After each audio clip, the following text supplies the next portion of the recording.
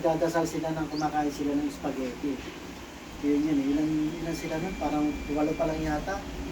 Yun, 8 pa lang yun. Yun, nag-trending yun, umabot din yun ng 20M. Tapos, yung mga sumunod na mga video namin, yung mga ganun scenario pa rin. Minsan, yung mga umabot din ng mga 6 billion sa Reels. Tapos yung mga post nga namin ng iba, 6, 3, mga ganun. Hindi, kahit na paano, umabot pa rin ng million views yung iba namin mga video.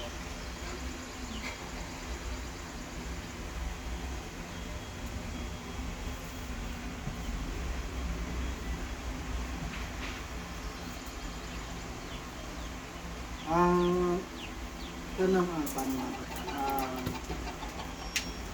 Siyempre, muna kasi sa pagpipray lang muna yung namin, tapos doon muna kami nag-focus sa pagpipray.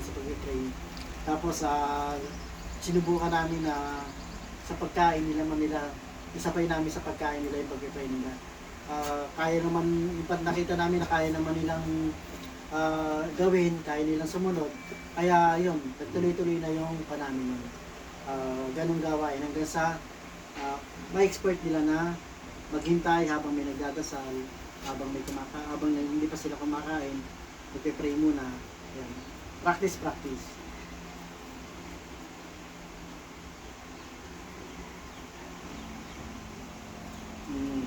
Yun nga po, marami nga rin po natutuwa kasi dahil kahit pa paano yung mga maliliit na 2 to 3 months na-adapt na rin nila yung pagkakaroon ng disiplina. Kaya mas nakakatuwa po talaga para sa amin.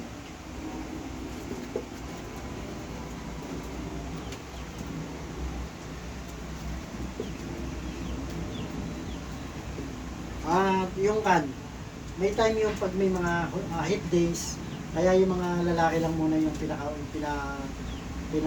namin kasi yun talaga yung time na mainit yung ulo nila kasi syempre mga bulls yan, hindi yung masasabi yung kahit anong bite niyan, talagang kailangan kanila, pagdating sa hit day, nag-iiba yung ugali nila, kaya sila lang talaga yung aming pinakapo. Pero naman yun naman po napakadalang, syempre kumbaga pag ganun scenario lang talaga sila medyo nag-iiba yung kanila ugali nila. Pero sa normal na sa normal na kilos, wala naman, hindi naman sila nag-aaway-aaway, hindi sila nagkakagulo.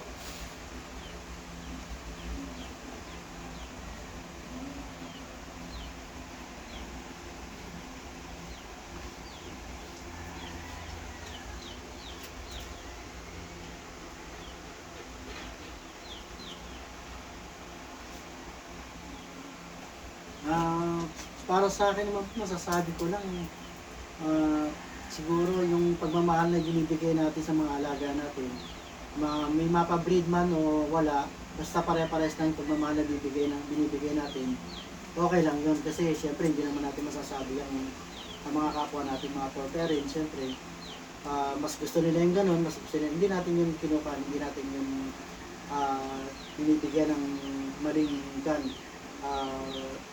tawag dito, expression.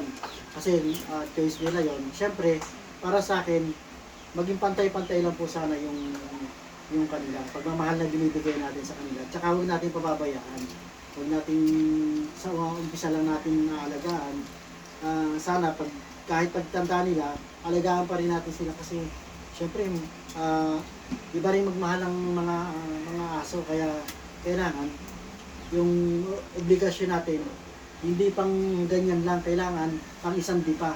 Yun yung kailangan natin na dapat siguro bigay ng inspirasyon sa kanila na talagang yung obligasyon na yung pang habang buhay para sa ating mga poor babies. Yun po.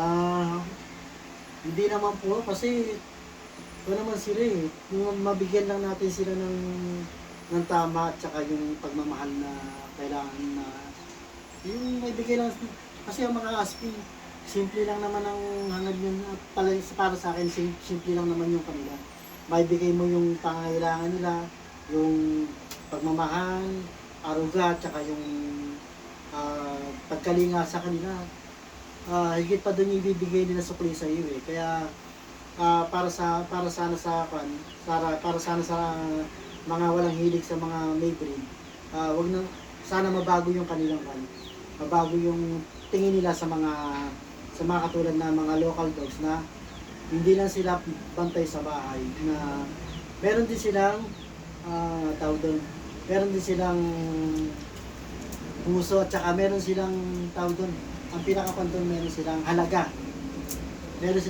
para para sa atin meron silang hindi lang sila isang bantay talaga bigyan natin sila ng halaga susuklihan din nila yung binibigay natin sa kanila. Ayun po.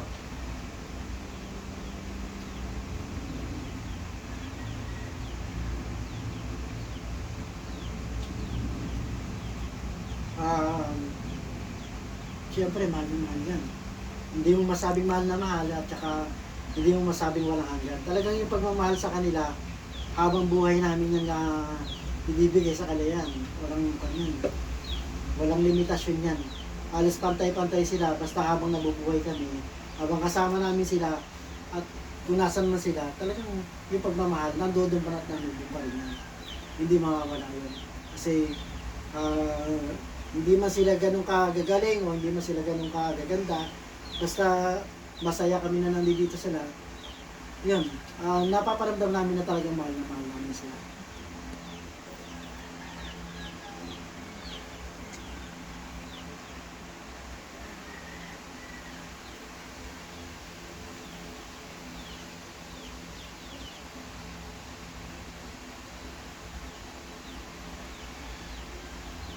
Okay po. Ay, mga tulog. Okay lang po ba mga tulog? Saglit lang po Dilipat ko lang yung camera. Paano pa po ilipat ang camera? Dito siguro. So, wait lang Naka-charge kasi cellphone ko yan. Pasensya na mga tulog sila Ayan, ganyan sila. Ayan Kung saan ako nakapwesto, ayan, nandiyan yan. Ayan Ayan po yung mga maliliit. Ayan. Pasensya na po kung hindi nyo masyado makita Hindi nakatuto. Ayan po, ayan. Ganyan po, ganyan po sila. Talaga kung nasan ng kanila, nasan kami, kasi nakatabi talaga sila sa amin.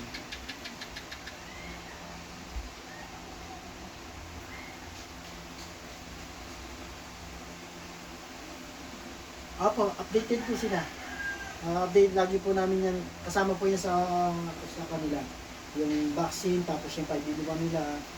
Kasama po sa, hindi po namin sila pinapapayin. Anti-rabies. Ganun ka. Sistema.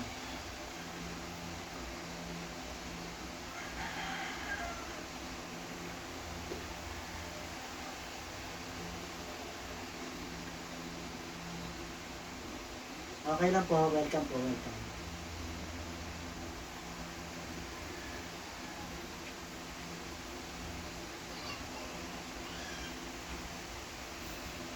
Salamat po. Maraming salamat. Thank you. God bless. Kailan po pala mapapanood?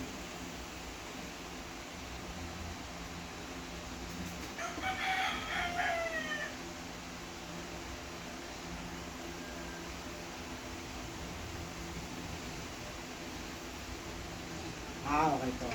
Sige po. Salamat. Thank you po. Okay, bye-bye. Okay na po ba?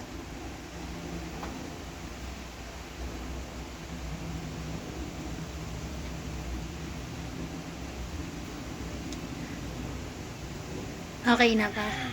At ayan, nakita niyo po kung gaano sila ka-behave habang may kausap pa kanilang Papa Fernan sa cellphone.